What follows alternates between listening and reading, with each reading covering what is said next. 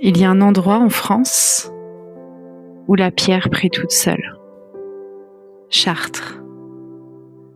Avant la cathédrale, avant même le christianisme, avant que l'on sache nommer ce qu'on ressentait là, les anciens s'y agenouillaient déjà. Parce que la terre, à cet endroit précis, parle. Et au cœur de cette cathédrale, dans la pénombre de la nef nord, elle est là, noire, silencieuse. On l'appelle Notre-Dame du Pilier. Mais avant ça, les hommes l'ont appelée Isis, Cybèle, Déméter, la terre-mère, la Sophia, la sagesse cachée.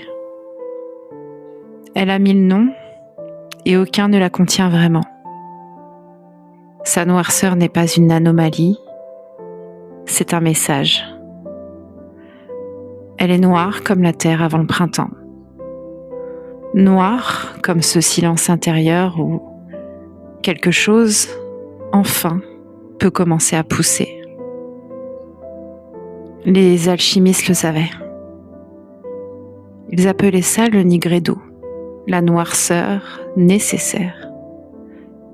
La mort avant la résurrection, la nuit avant la lumière, elle préside à ça, à nos effondrements, à nos recommencements. Et son voile. Il y a cette phrase gravée sur un temple antique consacré à Isis. Je suis tout ce qui a été, est et sera. Et nul mortel n'a encore soulevé mon voile. Elle ne se laisse pas posséder, elle ne se laisse pas expliquer, elle ne se laisse pas réduire. Le mystère fait parler d'elle, comme il fait parler de nous d'ailleurs. Alors peut-être que ce qu'elle nous enseigne, c'est ça. Arrêter de vouloir tout comprendre, apprendre à tenir dans l'inconnu, à faire confiance à ce qu'on ne voit pas encore.